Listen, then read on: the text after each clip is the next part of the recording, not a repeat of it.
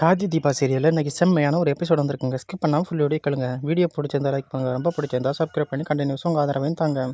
கார்த்தி வீட்டுக்கு வராரு. அப்போ ராஜேஸ்வரி கேட்குறாங்க, எங்கே ரவியை கூட்டிகிட்டு வரான்னு சொன்னீங்க, யாரையும் காணோம் அப்படின்னு கேட்குறாங்க.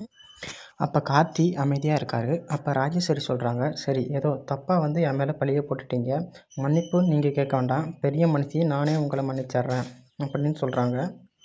அப்போ கார்த்தி சொல்கிறாரு, நான் உங்ககிட்ட மன்னிப்பு கேட்கவே இல்லையே அப்படின்னு சொல்லிட்டு ரவி உள்ளார வாங்க அப்படின்னு சொல்கிறாரு. ரவி நேராக உள்ளே வராரு. அதை பார்த்துட்டு ராஜேஸ்வரி ஷாக் ஆகுறாங்க. அப்போ கார்த்தி சொல்கிறாரு, இந்த ரவிக்கு தான் இந்த ராஜேஸ்வரி ஃபோட்டோ அனுப்புனது அப்படின்னு. ரவி சொல்லு அப்படின்னு சொல்கிறாரு.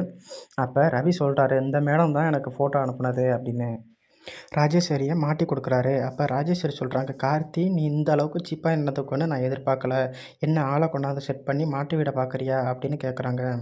அப்போ கார்த்தி சொல்கிறாரு, ரவி நீங்கள் 2 பேரும் அனுப்புன சேட்டிங்கை காமிங்க அப்படின்னு. ரவி 2 பேரும் அனுப்புன ஃபோன் சேட்டிங்கை காமிக்கிறாரு. அப்போ ராஜேஸ்வரி அனுப்புன ஃபோட்டோ அப்பட்டமாக தெரியுது. அப்போ கார்த்தி சொல்கிறாரு, உங்கள் மேலே தான் தப்பு, கண்டுபிடிச்சாச்சு அப்படின்னு. அதுக்கு ராஜேஸ்வரி சொல்கிறாங்க, தம்பி தெரியாமல் தப்பு பண்ணிட்டேன், என்னை மன்னிச்சிடுங்க அப்படின்னு.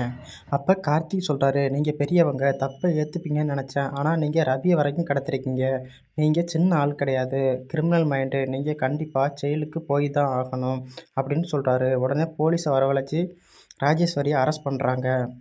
அப்போ ராஜேஸ்வரி ரொம்ப கெஞ்சுறாங்க, தம்பி தெரியாமல் தப்பு பண்ணிட்டேன், ஜெயிலுக்கெல்லாம் என்னை அனுப்பாதீங்க அப்படின்னு.